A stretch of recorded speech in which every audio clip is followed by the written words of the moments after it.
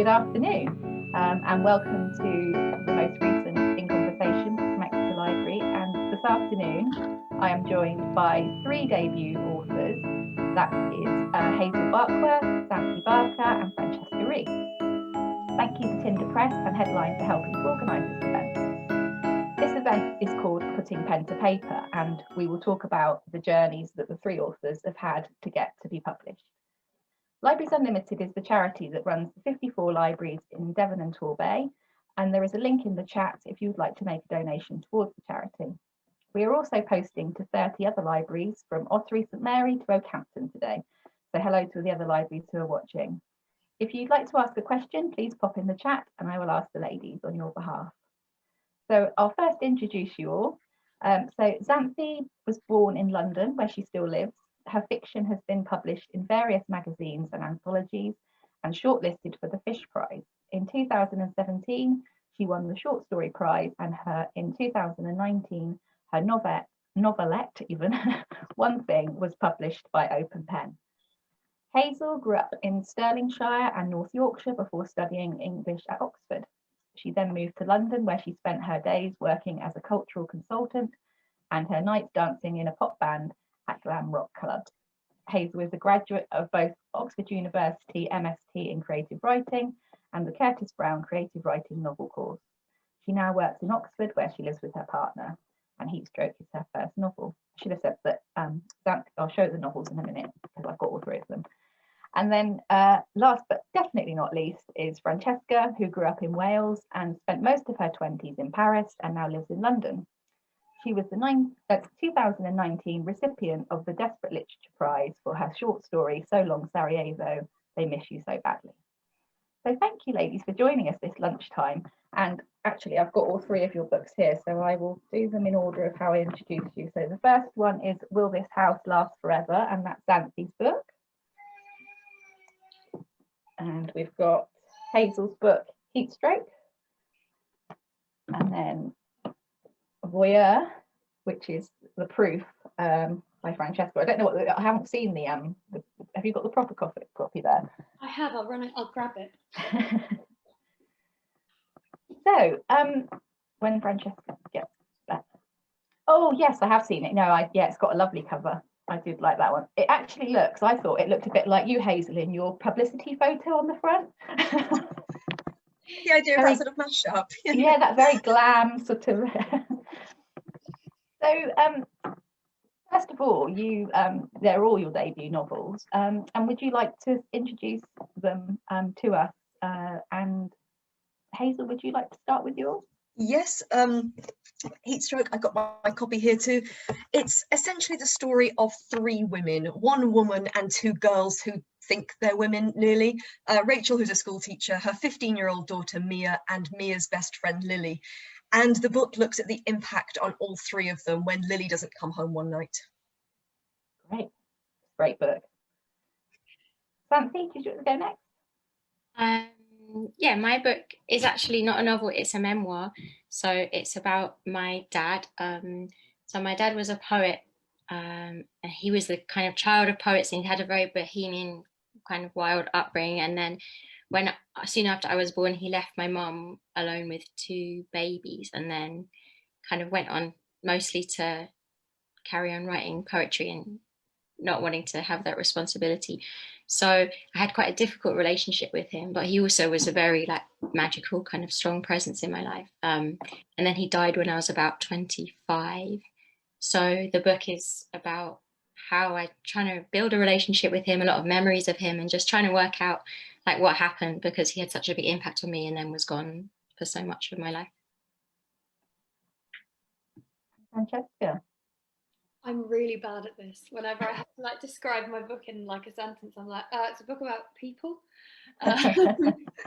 It's the story of a young woman called Leah, who is kind of in her early 20s, sort of in that kind of post-graduation drift, and she ends up working for a seedy baby boomer, former golden boy of the London literary world, this guy called Michael, who has some dark skeletons in his closet, which as she as she spends the summer living with his dysfunctional, glamorous, spoiled, privileged family in the south of France working for him, she slowly starts to reveal what's going on in his past, whilst in parallel having her own kind of coming of age experience. So yeah, that's the book. It's in the beach. It's on the beach.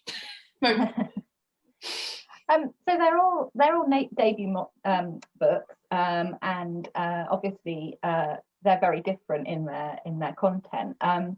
But would you sort of like to give us a sort of brief overview of how you came to be published? You know, how you got into writing. Was it difficult? Any hurdles you had to overcome, etc. I don't know who would like to kick off. Don't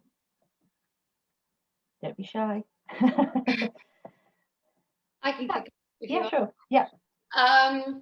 So I've always written, but always in a very kind of like, not with any kind of ambition to make a career out of it, because I never really had much of an ambition to make a career out of anything, other than chronic laziness. So I was always kind of like writing very much on the sly for myself. I was working as a waitress in Paris. I was in my mid-20s, and I kind of just started writing this book kind of for fun, and I guess to like entertain me, you know, because I wrote the book that I wanted to read. And then 2 years later, suddenly I had this kind of like finished manuscript. I thought, well, I may as well try and get it published. But I had literally zero connections in the publishing world whatsoever, and had never published anything before. So I had a very unsuccessful year or so where I was submitting the manuscript to agents and it was being routinely ignored. So I kind of put it to bed and thought like, oh, you know, that was fun, like, but I'll do something else. I'll just keep on writing for myself. And then a friend of mine who is a bit more savvy about the publishing world was like, well, yeah, everyone's ignoring you because you're like nobody, like you just work in a cafe and you don't know anyone, like you kind of, you know, no one's going to take a risk on a novel. So I started writing short stories and entered one into this competition, the Desperate Literature competition, and it very, very, very, very unexpectedly ended up winning. This was in 2019. And through that, alas, my friend with more savvy was right. An agent got in contact with me, my wonderful agent, Charlotte. A couple of agents did actually, but Charlotte was the one I clicked with the best, and who seemed to get the book the most. Yeah, and she asked me if I'd written anything, and I was like, oh, I've conveniently got this 400-page manuscript in my bottom drawer. And after that, it was all kind of very like fast moving and fortuitous and exciting and mad. Yeah, I think Charlotte and I worked on redrafting the novel, like sort of tweaking the novel over summer 2019, and then I got the book deal with Tinder Press on just after the August bank holiday weekend of that year. So it was all very kind of zoom from nowhere. So yeah, that's my journey to publication. And Hazel, would you like to go next? Again, I've been writing for as long as I can remember. I wrote my first novel at 21 with a friend of mine, a sort of, I guess what would be called a rom-com now, which we had an agent for. It was all terribly exciting. We were very, very young and nothing really came of it, but it sowed the seed in me that that's something I'd like to do. I spent my 20s writing sort of everything and nothing, bits and pieces, nothing with much direction. And at 30, I could finally afford to do the master's degree. I applied for the one at Oxford and got in. And that just fueled me really to think, actually, I kind of know what sort of writer I might want to be now and the kind of things I might want to write. I wrote another novel around that time that I had the lovely experience that a lot of people have heard of. You send out and you don't hear anything back from agents, or you hear little bits and it's lots of nice comments, but nothing tangible. So that felt like another learning experience. And then I started the Curtis Brown writing course about a year later with 3,000 words of what became Heatstroke. And that again was another huge learning experience, really to focus on that particular text and see what could happen with it. And shortly after, about 2 years after that, I finally finished that manuscript, sent it out to agents, and that's when I met my agent Lucy. So yeah, a long process, as I think these things often are, but each stage gives you something different, I think. Yeah, it does seem to be, it seems to be very unique if you do have that sort of, you write a book, you send it out and everybody goes, wow. I mean, there are, I have spoken to people, but they are few and far between of that happening. Was that your experience, Xanthi, or was yours similar? Definitely not the one you just described. I mean, I think I started mainly writing journals and things when I was a teenager, and just trying to use writing as a emotional processing machine more than anything. And then I think after university, yeah, maybe a bit like Francesca, I just felt like I didn't really have any plans. I didn't really think there was anything I wanted to do, but writing seemed like a something that I felt compelled to do in some ways. And so I was doing just a series of other random jobs and writing fiction mostly. So I sent a lot of fiction out and had a few short stories published, and then I was trying to write a novel, but what seemed to happen is that every time I got to the end, the novel would kind of eat itself, or I would just destroy it by making it into another novel until it was just this like continually changing Frankenstein beast creature. And then my dad died in the middle of that, so that sort of threw a lot of disarray into all my plans. And when he died, I mainly was writing a journal to try and think about that. And when he was ill as well, because he had cancer and he was really ill, and I just couldn't really concentrate on anything. And then about 3 years after he died, I remember I wrote this piece, Paradoxical. It was his 3rd anniversary, and I was at a very low point of my life. Everything had gone wrong. I was living back staying on my mum's sofa. And then I sent that out to Spread the Word's Life Writing Prize, and it ended up being highly commended, so chosen for like the final 3 in the prize. And through that I was mentored by Kathy Rensenbrink, who is just an amazing person, writer, just everything. And she really just gave me the kind of motivation or kindness, something like where she could get rid of all the really destructive thoughts in my head, and she just said, look, you've got these pieces, make a book, do it now, that's it. And then yes, she helped me find an agent, because I'd had the experience as well of like sending a book out and everyone is just, you just get nothing back, and it's very disheartening. So then I found my agent Millie, and yeah, then everything seemed to happen really quickly from then as well. Like she and I was convinced, she said, oh, we'll send it out, and I was heavily pregnant, and I thought, I don't want to be going through the horrors of waiting for no response while I have a small baby. And she said, look, I think something will happen. So luckily it did, yeah. And that was very nice. That was the end of 2019, so it feels like a while ago now. Yeah, definitely. I think 2019 seems like a million years ago, doesn't it? Because of everything that's gone out, what happened. I'll start with you, Xanthi, but as you said, your book is a memoir about your father, and it must have been very difficult to be able to share that on paper, and particularly the sort of things around your relationship with him, and also your parents, the relationship they had. Did you find it challenging or cathartic to write, or a bit of both? I definitely don't think it was cathartic. I think I did a lot of cathartic writing before I wrote the book, which was probably, yeah, very private, and hopefully will never see the light of day, although I'm a hoarder, so I keep everything. And I like to revisit those kind of scraps of weird stuff I've written, because it's a very direct access to that kind of feeling. But yeah, when I started writing the book, and I think really it was Kathy, she just gave me so many pointers about, like, you know, you don't owe anyone the whole story. You can write what you know, it's a memoir in itself is a kind of fiction, although it's very true. But the way you structure a story, I mean, the reality is way too big, isn't it, to fit into a book? So, but I think the original manuscript probably was a little bit more open and revealing, maybe, than it eventually ended up in the book. There was some stuff which felt like it didn't belong there. It was kind of, yeah, channeling it so it became the story of my relationship with my dad, whereas I think when I first wrote it, I'd put maybe a lot more into it. But yeah, it feels like a very ethical question, like what I'm sharing, and I had to talk a lot to my mom about it and my family. You know, and sometimes, hopefully, I mean, everything's seems like it's gone quite nicely so far, but I know that, yeah, it definitely leaves you open to people kind of being very judgmental about your life. So I guess it's not being able to sort of step away with a novel, like, because that it's not about you, the novel. You invent these characters, whereas these characters are very real, and you know, they couldn't probably be any closer to you. You know, your parents, you know, other family members, and you. It can't get any more personal than that. So I guess it's harder if someone does attack it, for you to be able to distance yourself from that. Yeah, and a lot of people, I guess, have been very angry with my dad when they read it, because he did do a lot of things which would make people and made me and made my family very angry. But I guess I wanted to make a book where you can kind of, that anger and the kind of hatred and negative feelings are contained within the kind of love of someone.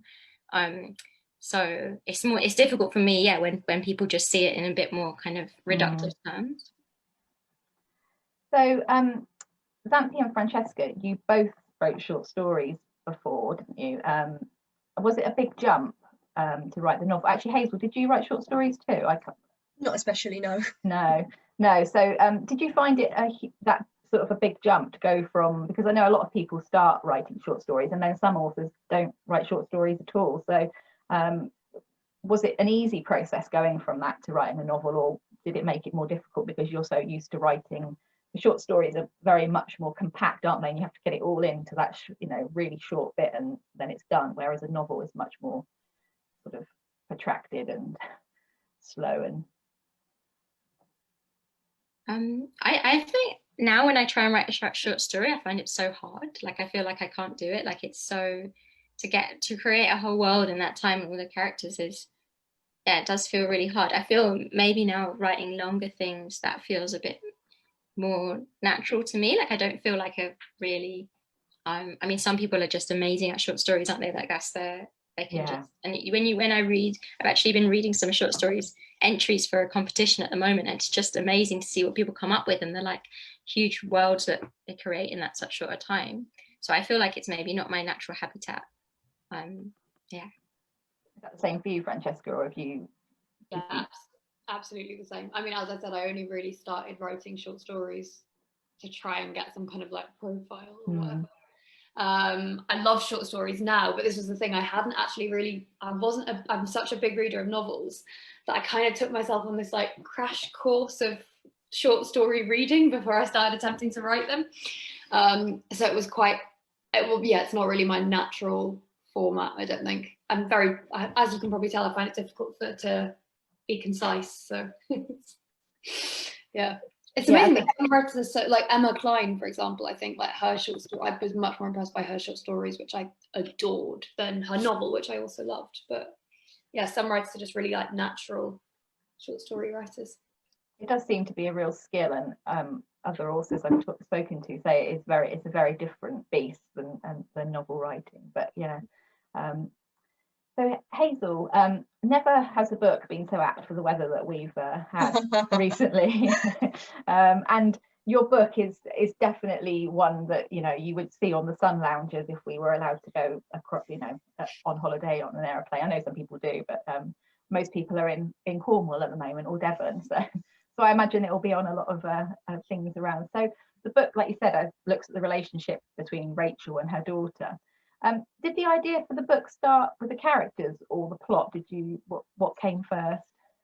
The thing that came first was the opening image. The book starts with a sort of Lolita image of a young woman, a 15-year-old girl on a sun lounger, and somebody watching her that you then discover is her mother.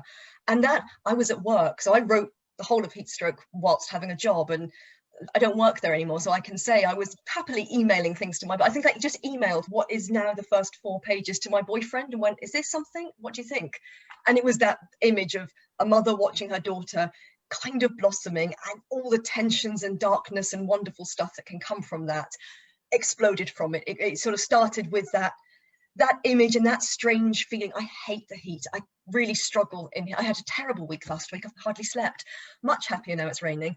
And I like that idea of the kind of oppressive heat and the oppressive relationships and this difficult moment, and everything sort of came from there. And I think that tension in the relationship is the thing I was most interested in. Yeah, because when you wrote Rachel and Mia, which one did you prefer writing? Did you have a favourite, or did you like them both? I mean, I'm much closer to Rachel's age. I'm not a mother, so it was interesting to kind of imagine what that might be. I think gives you a huge amount of freedom when I don't actually have a daughter who's going to read that one day and be horrified by it. But it was really fun to try and get in the heads of 15-year-olds. It was a long time since I was 15, and things have changed, and things I think are so much more difficult. The idea of looking at social media, how do you go through that seismic, horrific experience and have to perform it at the same time and have a quantified number of people who like your performance of it? To me, that's just absolutely horrifying. And it was fascinating to delve into what that's like today, how that you know, is different to my 90s experience of being 15. Yeah, it's not something that I would want to go through. Social media is, I can't imagine it just being in your life all the time. You know, we could, when school or college finished, you went home, and unless somebody phoned you on the landline, that was it until the next day. But yeah, I mean, it's very intense, isn't it? So yeah, I think it's a really interesting, and the pace of the book is really fast, isn't it? You know, so you know, you sort of gallop through it. And was that easy to write, or did that just sort of come naturally because when you started writing it sort of poured out of you, or was it something you had to work on? I think it was accidental. In my mind, it was a really slow, ponderous book about people looking at each other, until I read it back and was like, oh, she's running everywhere all the time. Oh, I hadn't really noticed that there was this sort of, and I guess it has the sort of plot that enables that. There's a lot of moments of high tension. Yeah. And I think that was simply because that's what I believe she would have been doing. But for me, the bits I'm always interested in are those moments of frisson or slightly awkward looks across a room. And I think if you just write those truthfully, hopefully they pick up some energy. Yeah, definitely did. So Francesca, going to Voyeur, so you grew up in the north and then you lived in London and Paris. Did this influence the writing of the book and its characters, sort of Michael and Leah as well? Because obviously, as you said, Leah sort of is looking, she's a bit sort of, like I said, come out of university, doesn't really know what she wants to do, and then ends up, you know, working for Michael, who is an interesting character, isn't he? Yeah, I think that definitely influenced me. I think there's, in particular in like Leah's storyline, the whole feeling of, I think like I grew up in a very, very, very, very, very small village in North Wales that was a satellite of a very, very, very small town. My dad was like a forestry worker. My mum worked in a shop and then in a primary school. You know, it wasn't like a super like cool, chic, cosmopolitan upbringing. And I think when I arrived in London at the age of 18, kind of bright-eyed and bushy-tailed, it was like a real shock to me, like suddenly meeting all these other kids who like spoke multiple languages or have parents who work for the BBC and all these kind of super glam things. Well, that seemed glam to me as an 18-year-old. And I think that, yeah, that's why I kind of wanted both Michael and Leah to have like experience of that as well.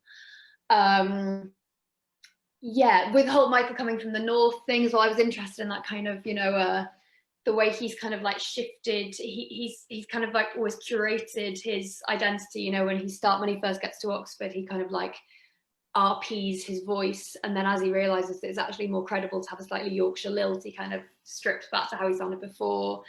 All those kind of like, I'm like fascinated by class in the UK. It's like one of my things that I've always been completely obsessed with. So I definitely wanted that to come through in the novel. So. Yeah, I mean, it definitely does. And I think, yeah, as you said, it's got lots of secrets and things that sort of slowly are uncovered as you go through the book. The book has a dual timeline, doesn't it, between Leah and Michael? So you've got both their stories sort of running alongside each other. Was that difficult to plot and write, or did that sort of come naturally? I think I kind of went in like a very naive, self-confident way, because I didn't think anyone would ever be reading the book. So I was kind of just like, I like dual timeline books. I like dual narration books. I'm going to do that. I can definitely write from the perspective of a 60-something-year-old man. That's totally doable. It was also, I think, with the time aspect, the period I was writing about, like the kind of late 60s, is a period that I've always been really into and completely obsessed with. And yeah, as for like writing the dual narrative, I actually got so much more into writing Michael than into writing Leah, because writing Leah was like almost, I mean, it wasn't boring, obviously writing's never boring, it's passionate and fun and arduous. But yeah, I could kind of write Leah, and you know, she had a very similar voice to me, whereas getting into Michael's voice was like, oh, I love Michael. I know he's obviously a bad man, but I mean, no, he's not, spoiler alert. But I guess it's more fun, isn't it, if you're writing someone who's not like you, if you can almost become like this other person, and you can, whether they're bad or good. And I think, you know, it's interesting, isn't it, because actually lots of people seem to like writing the bad people, because generally people are good, and so it's much more fun to write the bad people. So yeah, it was we're not saying that Michael is bad at all, but you know, complicated man. He's complicated. Yeah, that's a good word for him. So to all of you, Hazel, you did creative writing, as you said, with Curtis Brown, and you said how much it helped you. Xanthi and Francesca, did you attend sort of creative writing workshops, classes, and if you did you find them important?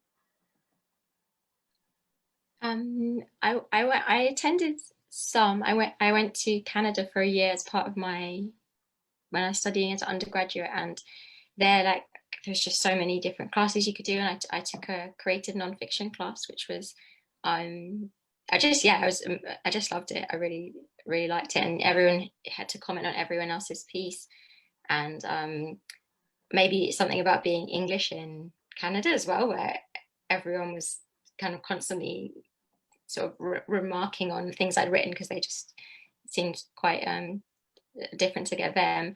And then I did one fiction class as well, and we had to write poetry, and I wrote a poem actually about my dad, which I often think about when I was writing this book, and someone wrote on it a little too deep as a comment, and that was like I still I think it made me maybe think that I wanted to do it more, because I thought okay, if people are saying this is a bit too deep, then that's something good. But I just felt like it was to have someone take your work seriously and have other people think about it and respond to it in that way. It's you don't even get that now. I don't get 20 people telling me what they thought of my book now. It seems like it's so helpful. But I never did an MA.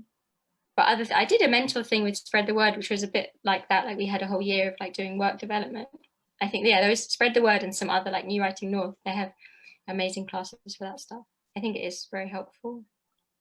That sort of feedback definitely seems to be, even when you're talking to sort of, we have writing groups within the libraries and things, and quite often you hear that is that sort of that peer feedback is more important than anything else, because particularly if you're in a group and you get to trust the people and you get to know the people, that they can be the first people that sort of see your work. And have you done any, Francesca, have you done any creative writing? Or actually, when I was a child, a kid, I was actually really lucky, because my local education authority, Denbighshire, there were two amazing women called Beth Ann and Eileen, who started this thing there was an English one called Writing Squad and a Welsh one called Club Sgwennu. And they basically went through all the kind of primary schools in the local area, and teachers kind of put forward kids that they were these kids are really into English and reading and writing, and they might be good. And I think it was between about year 5 and year 9, I was part of this club where once a term we would meet in the local library. So again, libraries. And we do a workshop with an actual published author. It was usually writers who lived kind of in Wales or in the northwest of the UK. And yeah, I was a kid, obviously, so I wasn't churning out novels or whatever, but it was such it was a hugely validating experience to meet people that had published work. Yeah. We were all very starry-eyed. It was super exciting. And I think it was just very formative in that it was a very unique experience, that to meet all these writers and think this is a possibility that normal people can do, because there did tend to be normal people who'd become writers and whatever. So I had that, which was amazing. And then I think after that, nothing really. I think when I moved to London as well, I became very, very private about any kind of creative endeavour that I was doing. So the idea of reading to a workshop was horrifying. I'd like that now. That would be great. And obviously, Hazel, your experience is very different, because you obviously did your MA and then the creative Curtis Brown. I love the structure. And I think it is that you're so vulnerable. It's so difficult to show, especially work that's not polished, it's not ready, it's half an idea. And to have people you trust give you not just, oh, it's great, well done, but give you proper feedback. During my master's, actually, it was the wonderful writer Rory Gleeson scrawled in red pen across something I'd handed in, "Be more subversive." So I was a bit offended by it. Actually, it has lived with me. If they are the 3 words I could pass on. And it's things you get those moments of going, oh God, you're right, I'm not being brave enough, I need to try this more.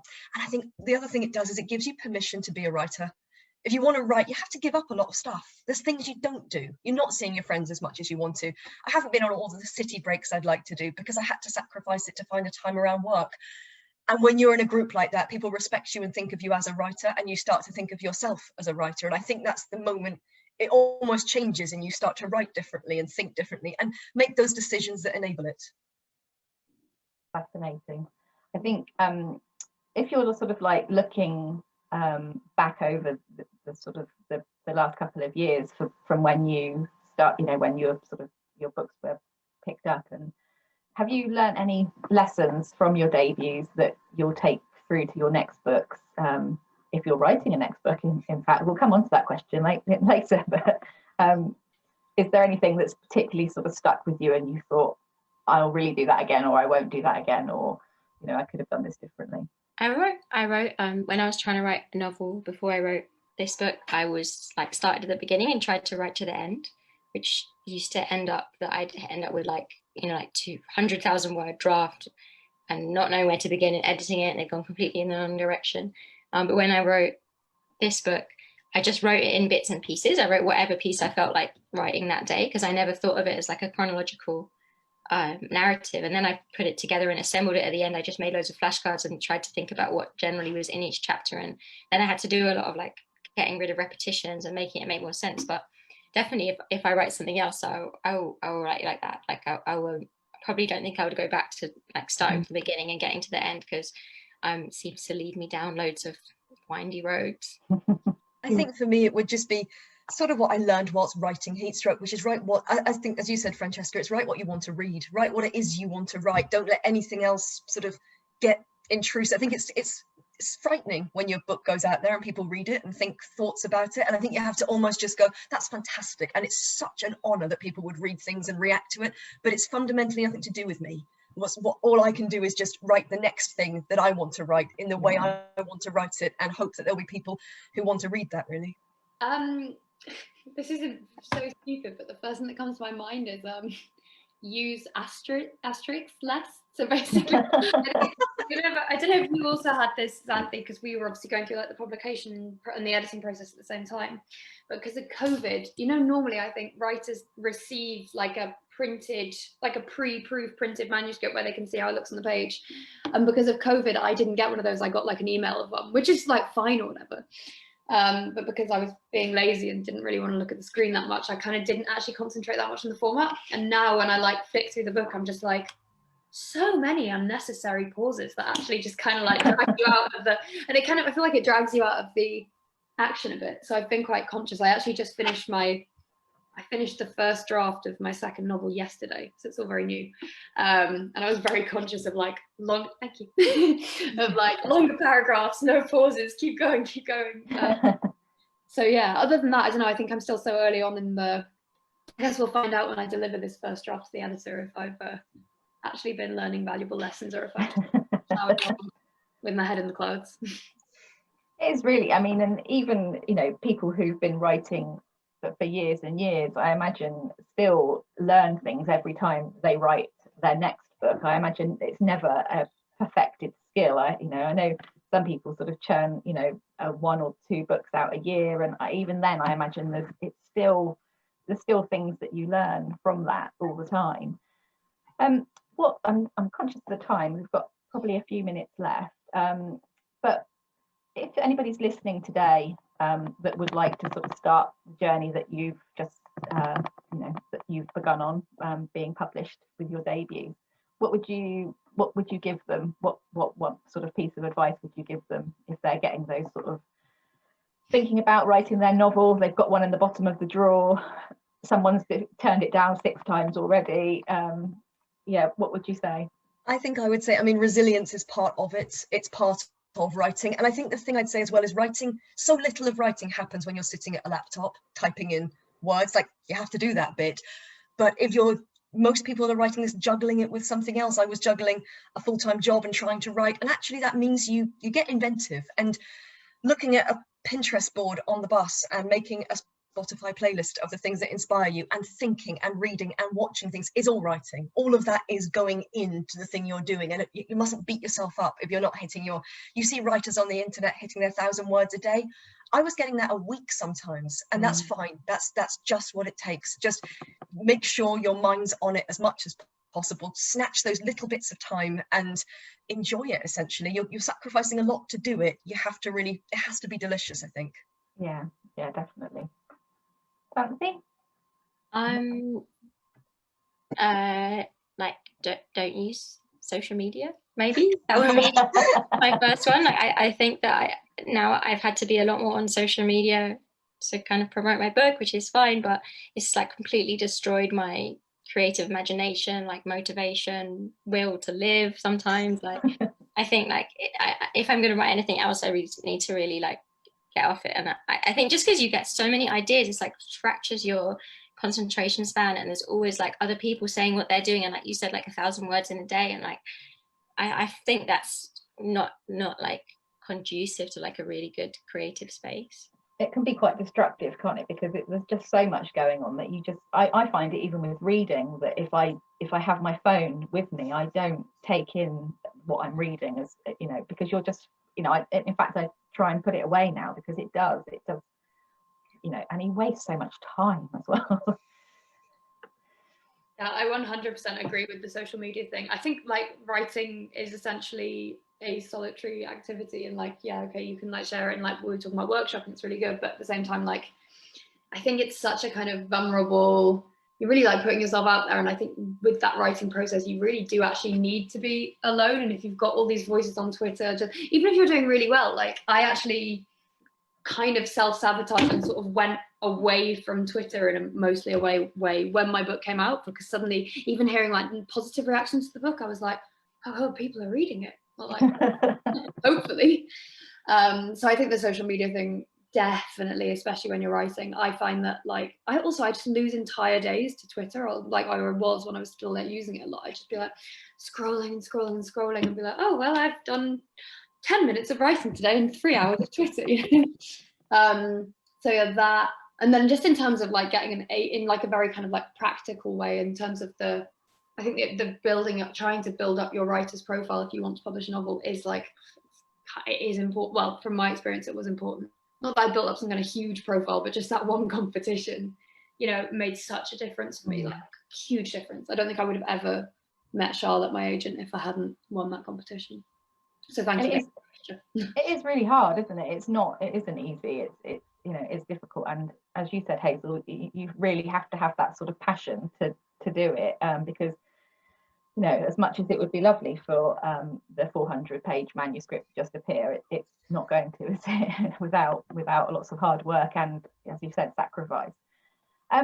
So just before we finish, I've got a couple more questions. So what is next for you all? Xanthi, would you like to, what's happening? What are you doing next? Have you got anything planned, or? I'm hoping to go back to writing fiction. It was kind of baptism of fire, maybe writing a memoir. Like I never really meant to write a memoir. It's very personal. I don't know why I did write a memoir. I'm happy with the book that exists, but yeah, I'd like to write some fiction. I had a baby. He's not a baby anymore. I feel like I just had a baby, but he's actually like 1.5. That's still quite little. Well, so I was writing some bits and pieces.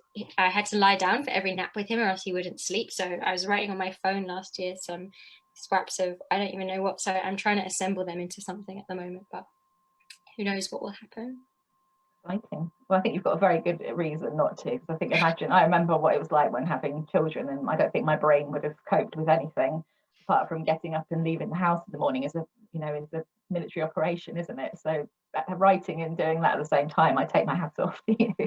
Yeah, it's definitely gone downhill now. He's getting his molars, and he's just chaotic but lovely.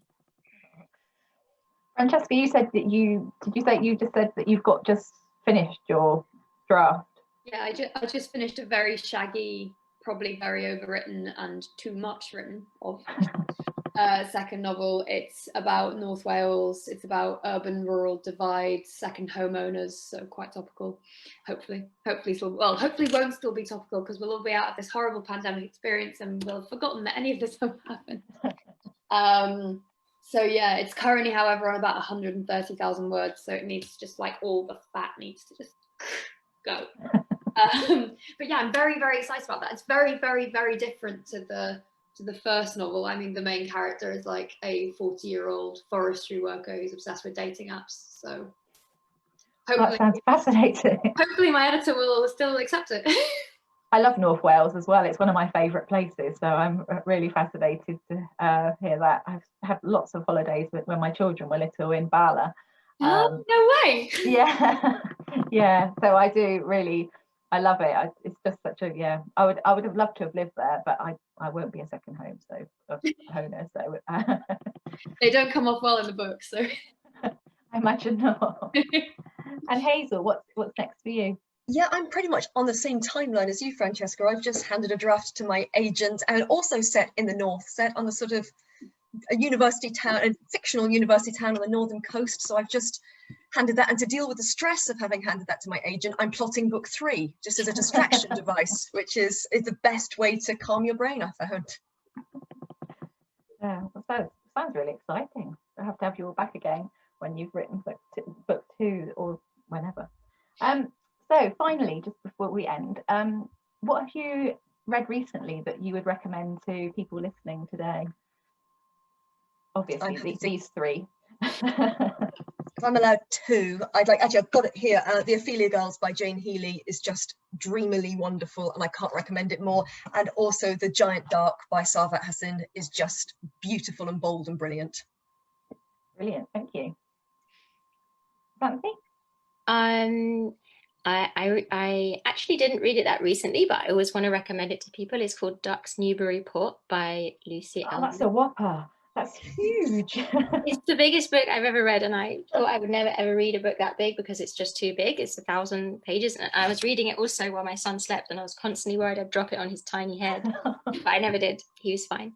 And the book is just like amazing kind of stream of consciousness. There's no full stops in it, but there's no punctuation, is there? But yeah, but it's not as hard to read as that makes it sound. It's like a complete kind of wash of like everything that's going on in this Idaho housewife baker mind, and all her worries and fears, and then there's a mountain lion roaming around, and like kind of so much of kind of politics and current world. But also she preempts the pandemic in it, so wow, it's great.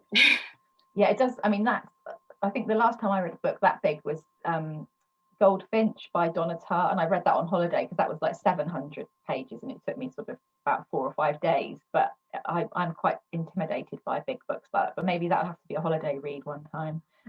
Yeah, when you're lying down for a long time, then you should read it. Yeah. And Francesca? I will also do 2, both of which are conveniently near me. So the first one is Diary of a Film by Niven Govindam, which I also think has the best cover ever of any book of all time. I absolutely love that cover. Yeah, it's so good. 100% recommend. I think he's such a talented writer, and also it's just, honestly, so especially if you are like locked down in the UK with this is like a really trite thing to say, but you do kind of like escape to Italy with it. But it's really good. And then the other one, which I've actually just finished, was a whopper, the Balkan Trilogy by Olivia Manning, which I mean it's 3 books in one, hence whopperness. It was, so I don't know if anyone's read Olivia Manning. I'd heard a lot about her, but I'd never read her. It's kind of like a book with the kind of synopsis that was almost like an algorithm of my taste had generated, where it's basically like World War II, Europe, lots of sort of expats all living together first in Bucharest and then in Athens. They're basically all kind of fleeing the Nazis. Had a lot of problems with it. I mean, obviously, like it's very problematic. Like there's all sorts of, the way that Olivia Manning talks about the people in Romania is a bit, but it was also just completely compulsive, and just like so many like hilarious, detestable, eccentric, brilliantly drawn characters who I just absolutely adored. And like it was so evocative of, you know, like a forgotten era, not forgotten era, a maybe too remembered era, because so much is written about it. But yeah, highly recommend. Really good summer. I read it when I had COVID. I was kind of self-isolating for a really long time and read it all in one go. So top 10 recommend. Top 10 COVID book recommend read if it's a big one. So 2 huge books. So well, thank you so much for joining us this afternoon, and thank you ladies for coming along and talking about your journey from pen to paper. It's been absolutely fascinating, and I can't wait to read what you've got next coming up. So if you'd like to order any of the books that we've talked about today, you can obviously order them through any Devon or Torbay library. And our next In Conversation is on Tuesday, the 3rd of August, with Julie Anderson at 7 p.m. All the details of the upcoming events are on our Facebook page. And if you enjoyed watching this event, please like our page and leave us feedback. And if you're watching on YouTube, please like and subscribe to our page. Thank you, ladies. It's been absolutely fascinating, and good luck with the books. I know they're all going to do really well because they're all fantastic. And thank you for joining me. Thanks for having me.